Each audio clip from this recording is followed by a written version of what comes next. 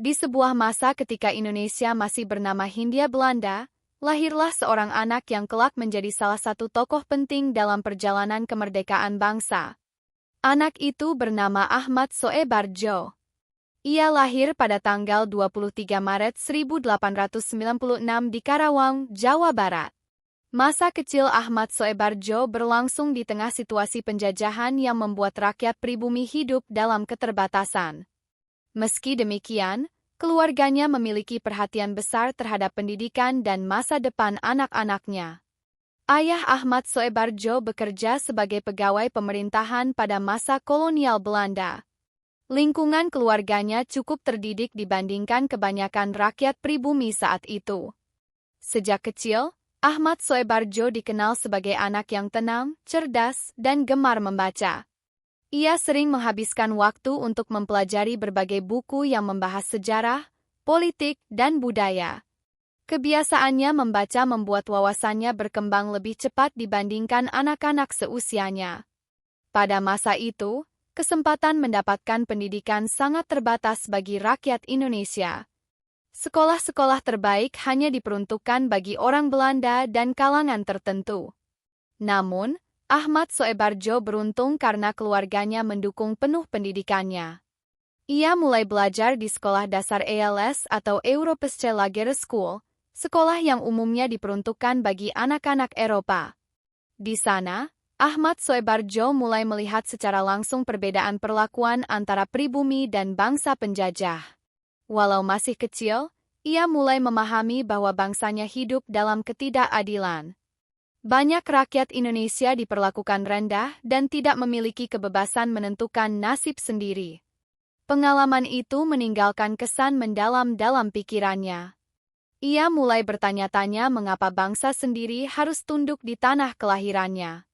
Setelah menyelesaikan pendidikan dasar, Ahmad Soebarjo melanjutkan sekolah ke Hogereberger School di Jakarta. Di kota besar itulah pikirannya semakin terbuka. Ia bertemu dengan banyak pelajar pribumi lain yang mulai memiliki kesadaran nasional. Mereka sering berdiskusi tentang masa depan bangsa dan bagaimana cara membebaskan diri dari penjajahan. Pada awal abad ke-20, semangat kebangkitan nasional mulai tumbuh di berbagai daerah. Organisasi-organisasi pergerakan bermunculan. Para pemuda terpelajar mulai percaya bahwa bangsa Indonesia harus bersatu. Ahmad Soebarjo menjadi salah satu pemuda yang terpengaruh oleh semangat tersebut. Ia mulai aktif mengikuti berbagai diskusi politik dan organisasi pemuda. Baginya, pendidikan bukan hanya untuk mencari pekerjaan atau kedudukan tinggi. Pendidikan harus digunakan untuk membantu rakyat dan memperjuangkan kemerdekaan bangsa. Pemikiran itu membuatnya semakin dekat dengan tokoh-tokoh pergerakan nasional.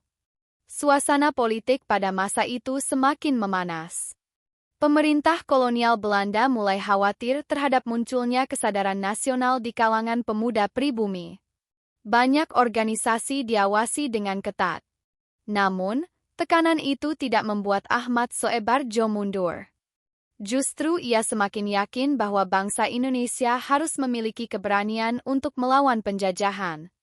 Setelah menyelesaikan pendidikan menengah, Ahmad Soebarjo melanjutkan studi hukum di Belanda. Kepergiannya ke Eropa menjadi titik penting dalam hidupnya. Di sana, ia melihat bagaimana bangsa-bangsa lain hidup merdeka dan memiliki kebanggaan terhadap negaranya. Pengalaman itu membuat keinginannya untuk melihat Indonesia bebas semakin kuat. Di Belanda, Ahmad Soebarjo bergabung dengan organisasi pelajar Indonesia bernama Perhimpunan Indonesia. Organisasi ini menjadi tempat berkumpulnya para mahasiswa Indonesia yang memiliki cita-cita kemerdekaan.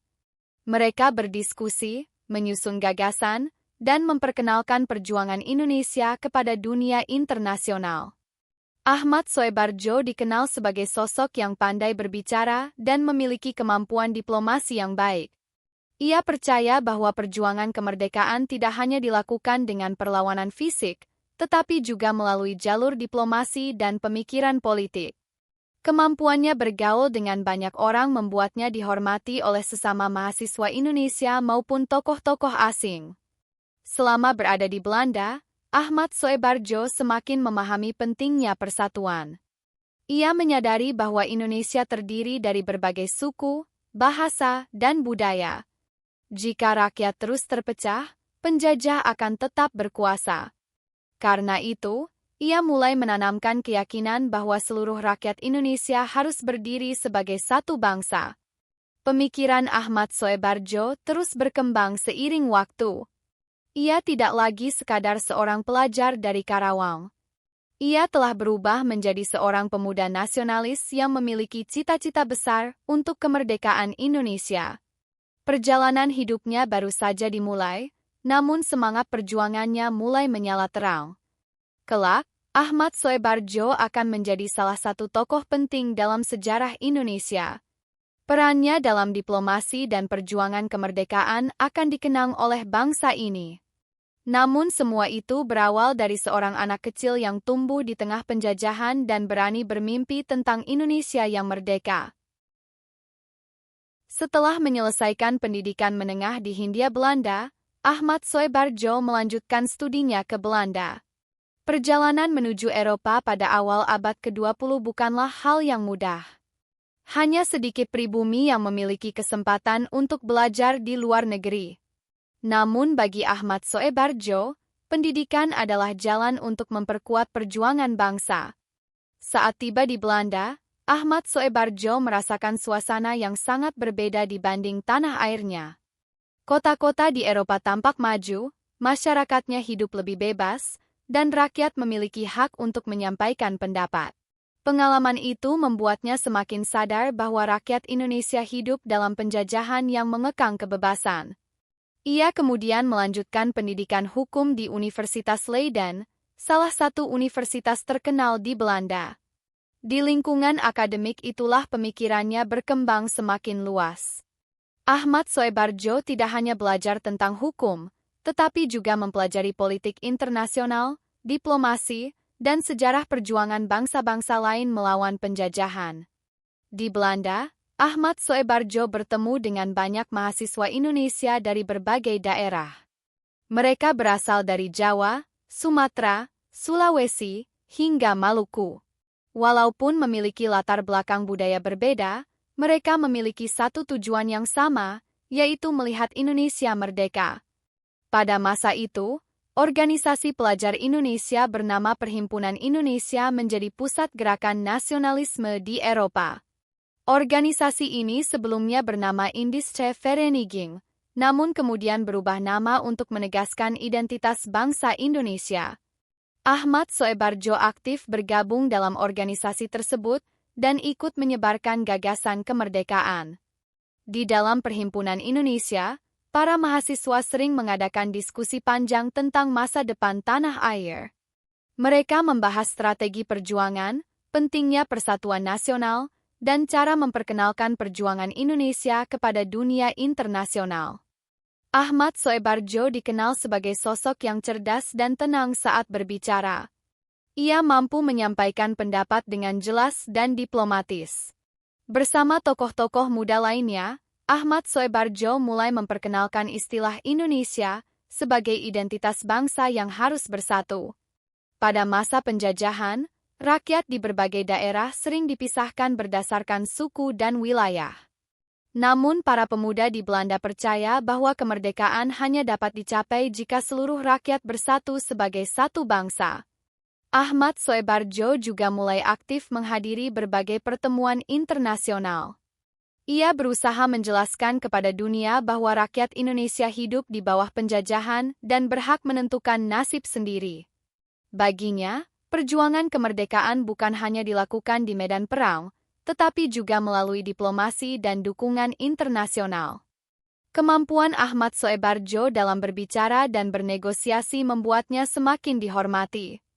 Ia memahami bahwa perjuangan membutuhkan kecerdasan, kesabaran, dan strategi. Tidak semua masalah harus diselesaikan dengan kekerasan. Kadang-kadang, kata-kata yang tepat dapat membuka jalan menuju perubahan besar. Di tengah aktivitas organisasi, pemerintah kolonial Belanda mulai mencurigai gerakan mahasiswa Indonesia di Eropa. Banyak tulisan dan pidato para mahasiswa diawasi. Namun tekanan itu tidak menghentikan semangat perjuangan mereka. Justru semakin banyak pemuda Indonesia yang sadar bahwa kemerdekaan harus diperjuangkan bersama. Ahmad Soebardjo terus menulis dan berdiskusi mengenai masa depan Indonesia. Ia percaya bahwa bangsa Indonesia memiliki hak yang sama dengan bangsa lain di dunia. Pemikiran itu semakin kuat setelah ia melihat bagaimana negara-negara Eropa sangat bangga terhadap kemerdekaannya sendiri.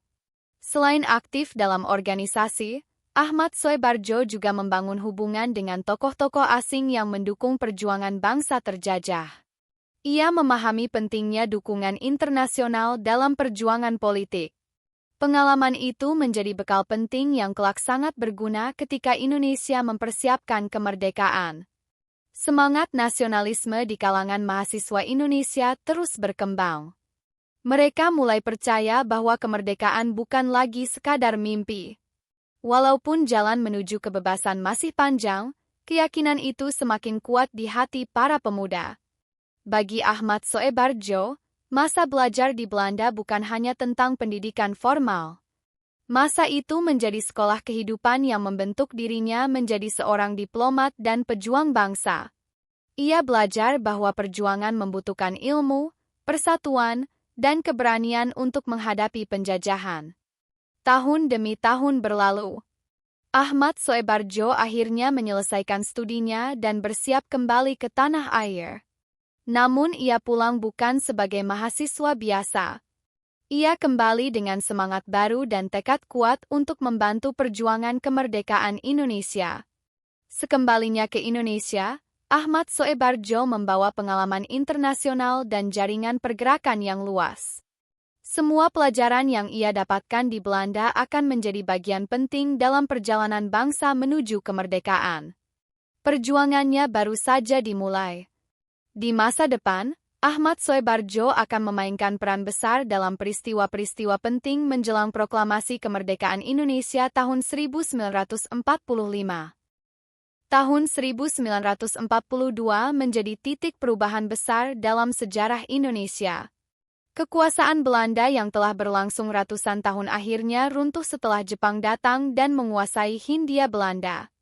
Kedatangan Jepang awalnya disambut sebagian rakyat Indonesia dengan harapan baru. Banyak yang percaya bahwa Jepang akan membantu bangsa Indonesia memperoleh kemerdekaan dari penjajahan Barat. Namun kenyataannya tidak sepenuhnya seperti yang dibayangkan. Jepang tetap menjadi penguasa baru yang keras dan penuh aturan ketat. Walaupun demikian, masa pendudukan Jepang membuka peluang bagi tokoh-tokoh Indonesia untuk bergerak lebih aktif dalam mempersiapkan kemerdekaan.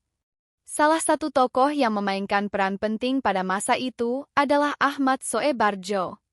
Setelah kembali dari Belanda beberapa tahun sebelumnya, Ahmad Soebardjo telah dikenal sebagai sosok nasionalis yang memiliki kemampuan diplomasi dan pemikiran politik yang kuat. Pengalaman internasionalnya membuat ia dihormati oleh banyak tokoh pergerakan Indonesia. Pada masa pendudukan Jepang, Ahmad Soebardjo mulai terlibat dalam berbagai kegiatan politik yang berhubungan dengan persiapan kemerdekaan Indonesia.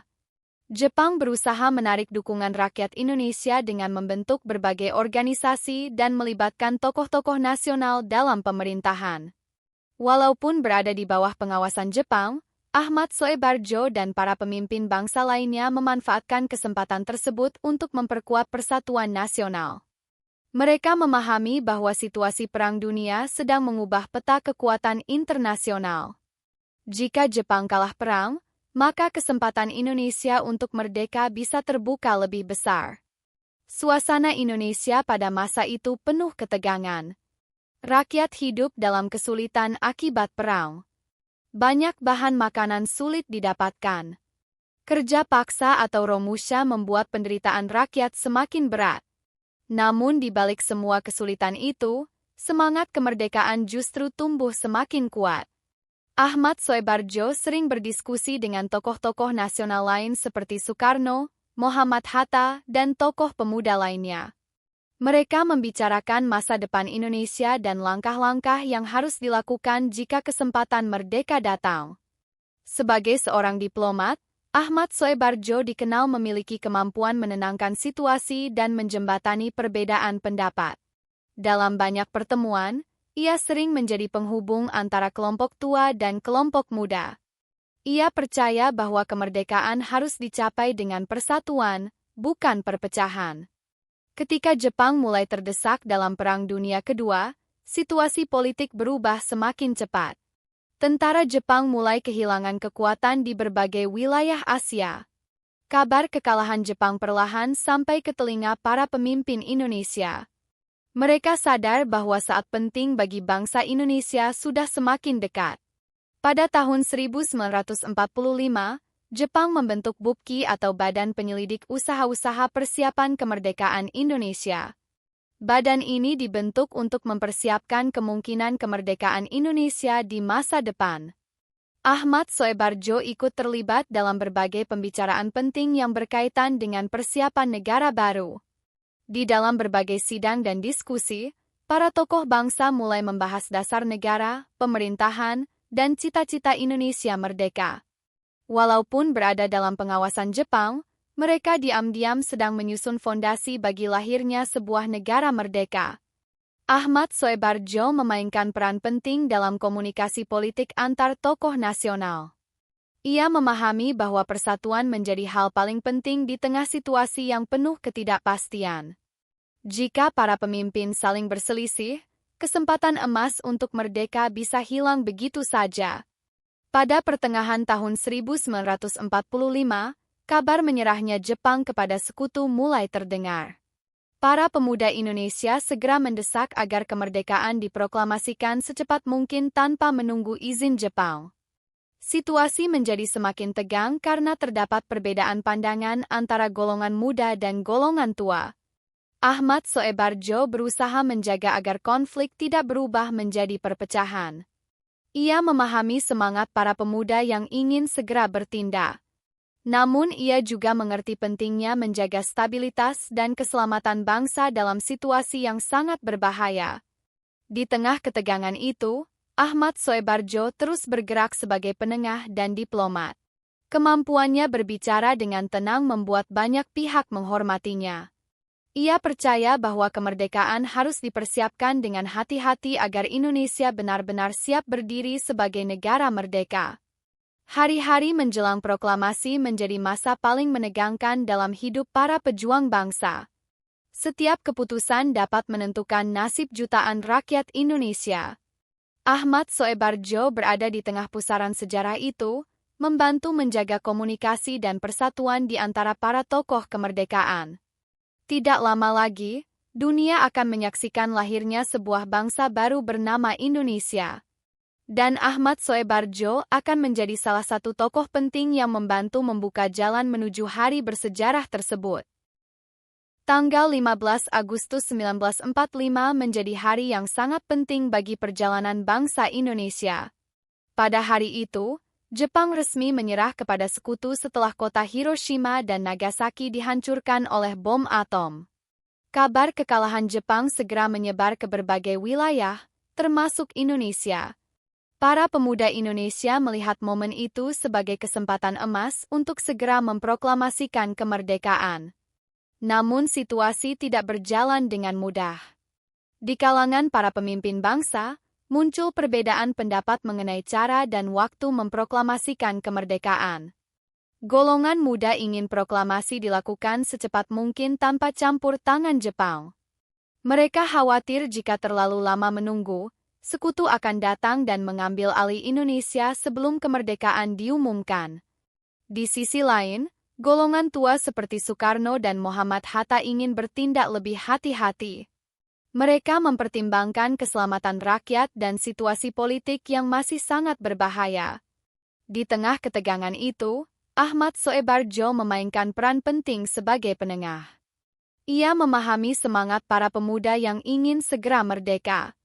Namun ia juga mengerti bahwa keputusan yang tergesa-gesa dapat memicu kekacauan besar.